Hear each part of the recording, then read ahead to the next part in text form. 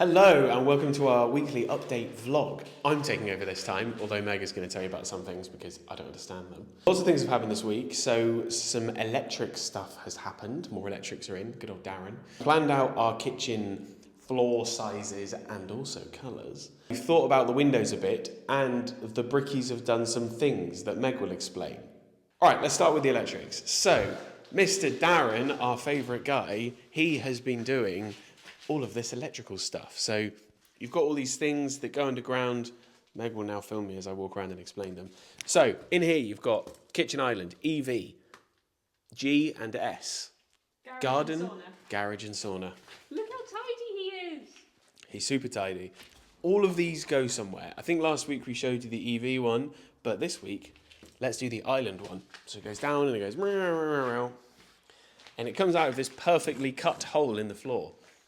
Which brings us on to our kitchen update. So all of this tape is us planning out the kitchen layout, which I would massively recommend to anybody because we did it and realised the plan we have, we don't really like. Only because the cabinets were coming a bit too far off the wall here. They were great because they're really deep, but then we realised that then you have the gap to the island, and then you have the gap of the island, and before you know it, there was only like this much gap here. So you'd come into the kitchen and you'd just be met by island.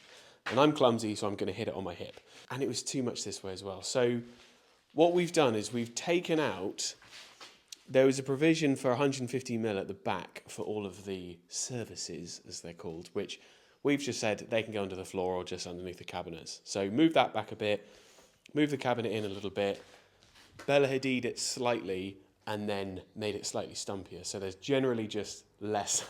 Keep going. I could see you laughing at the Bella Hadid. Oh. Do you want to explain what the Bella Hadid thing is? For those of you who don't know, Bella Hadiding is making it really skinny. We've skinified the island a little bit and we made it a little bit stumpier. So there's more room here, kind of when you're coming through into the living room, and more room at this end when you're at the back doors and all of that kind of stuff. So yeah, so I'm glad we planned that. And then the colours. We have decided we have Farrow and Ball colours. Maybe we'll colour match them, we don't know. But we have Baba Ganoush. It says on the back. Oh, it says on the back. Babouche. Dimity is out. So we got Babouche and white tie as our colours. So Babouche will be the island colour and white tie will be like all the cabinets and stuff. So basically the rest of it. So they're a little bit complementing. You probably can't see it in the camera, but white tie has like a bit of yellow in it. So they go well together. And now we're going to go outside where Meg will explain what the brickies have done. Hello everybody, first time I've spoken today. I hope you've had a good week. So I had to take this over from Miles because he doesn't understand what's happened, but it's quite simple really. So first off, we now don't have the conservatory floor anymore, so that's weird. But actually, should I talk about the patio? You know what, I'm going off piste. We'll talk about the bricky bit in a little bit, but originally, our plan was to have a patio that came all the way out from this door, sort of beyond there and all the way out there, like a huge platform.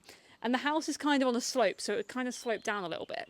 It was going to be very sexy, but it was causing me a lot of headaches and I was getting a bit stressed about it.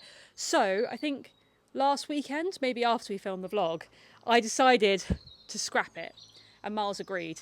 So what we're actually going to do is something similar to these steps here. We will have to knock these down, but we'll knock those down and do a similar thing here, just so we have a very simple patio on the floor, because we've already got a patio here that we can use. And come and look at this. Where is it?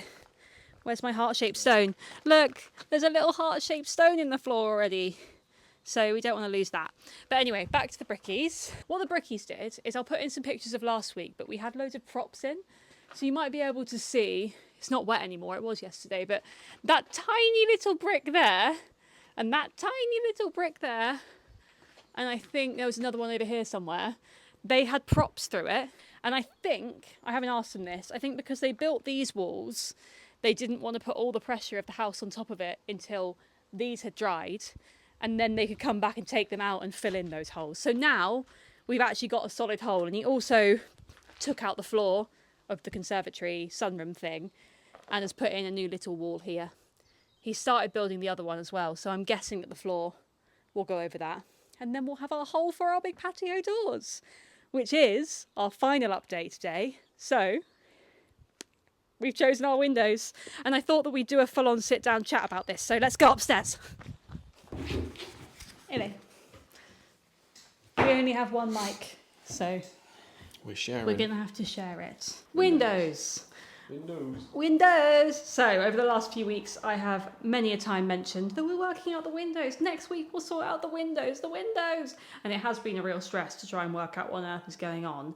So if any of you guys follow us on Instagram, you've seen us asking a lot of questions about windows. And a few weeks ago, but we posted a reel about our neighbours. So a few roads up, we're just wandering around. We didn't know this guy beforehand. And it was on a Sunday he was working on, which was pretty ridiculous. But everyone was working on it. Yeah, it was really busy on a Sunday, and we were just staring at the house, and he was like, "You're right, what's going on?"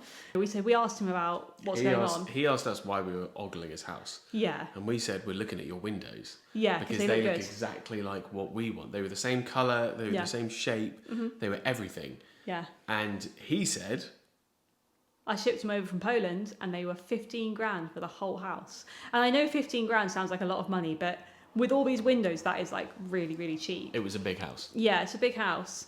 And I mean, ours has come back at a bit more expensive than that, but we are going to use the same company as him. And they are a British company that ships over from Poland. I'm pretty sure the owner's Polish, and I think the woman, Maggie, who I've been working with, is also Polish. But they ship over to Hook, which is quite close to us.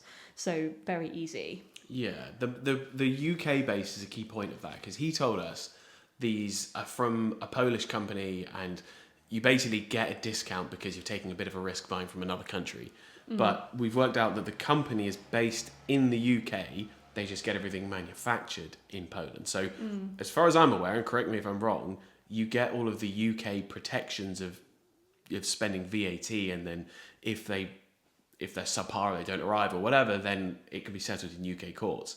Whereas if it was the whole company was based in Poland, then you're protected by EU law, but then we're not in the EU anymore, and it just, I'm sure they're fine, but you're not 100% sure, so is it worth the risk? But when we found out they were based in the UK, yes, it's worth the risk. Yeah, and ultimately, I mean, if anyone wants a breakdown of prices, I can definitely pull them together. But when I did the comparison side by side of these wood and hardwood as well, because softwood is cheaper, but we've researched it, it's quite clear that softwood is rubbish, apparently. The hardwood windows, and I did it side by side to the UPVC quote we had, and just for some context, UPVC isn't like the cheapest of the cheap. It was flush casement UPVC, so I'll put a photo in of what that looks like.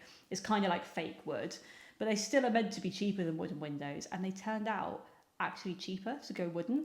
However, the UPVC did include fitting, so we now are having to work out a carpenter to come around and fit them, and hopefully we can use our neighbour's one, who he said they were really good to work with, and hopefully that will all work out well. And his carpenter is the guy we're going to use as well, who we spoke to, and he said this company provided really good windows that just went in really easily. Yeah. I'm not a carpenter, but I guess that's good. Should be a good thing, yeah.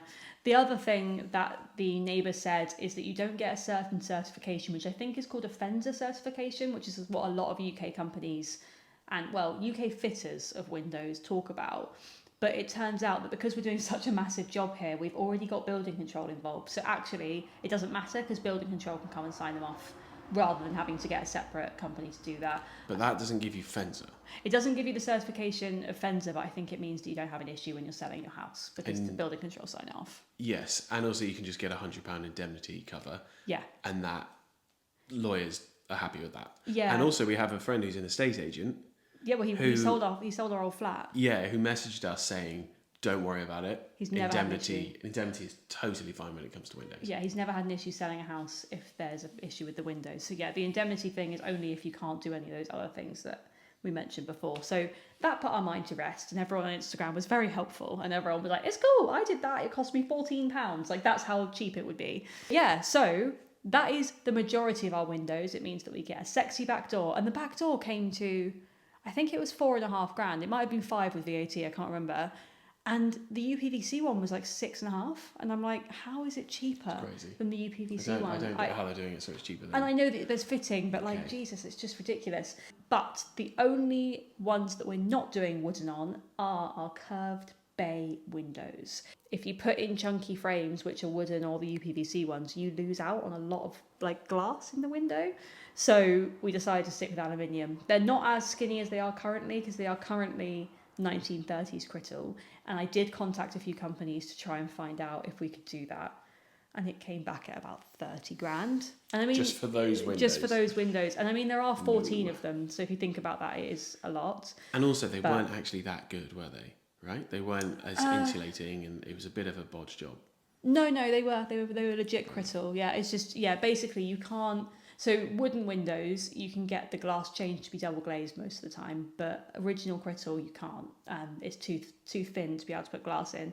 And if you were to try and do that, not only would you need to get it refurbed, which is a lot of effort, you would also need to get this like vacuum sealed glass, which apparently, I haven't even looked into it, is like crazy expensive. So we're going with aluminium, fairly thin frames, not crazy, and that has come out at, I think, 11.5 grand. And slightly recessed into the slightly frame. recessed. So they're slightly skinnier anyway, and then they're slightly recessed in. It's basically the most glass humanly possible without spending billionaire money. Silly money. I mean, it's already kind of silly money. It is. But yeah, so we'll update you on when we know how much the carpenter will cost, because obviously it will cost more, but we did decide that although wooden windows are higher maintenance, so you will need painting every few years and things like that, they will add value to this house. And we're not looking at leaving, but it is something to consider. If we put in UPVC, people won't be as pleased when they walk around. It's a bit of a snobbery thing. I think it's more that people are very pleased when it's wooden. Yeah, it's true. We would have got nice UPVC, like we said. It would have been flush casement, which I think may have been good enough. But the fact that these wooden windows are maybe going to be 10% more expensive with the fitting and everything, it was definitely worth it for us. It was annoying about the bay windows, to be honest. If we could have done that with the wooden stuff, that would have been nice too. But I think we've had to compromise there, and they'll still look nice. The issue I've got though is that they're going to have to match. The colours is going to be very interesting to try and get them to match. Because we've got 2 bays on the front of the house and in 2 different materials. But and will they fade at different speeds? Maybe. It's a bit of a faff. But that's what happens when your house gets bombed in the war and then they put an extension on with different type of windows and all this. So it's a higgledy-piggledy Frankenstein house. So we've got to live with it. Lean into it. Yeah. So we've been in a bit of a lull, really, with the builders for the last month or so. He's been working on a different project, which has been quite frustrating. But we sort of kicked him a little bit last week to try and get things moving again.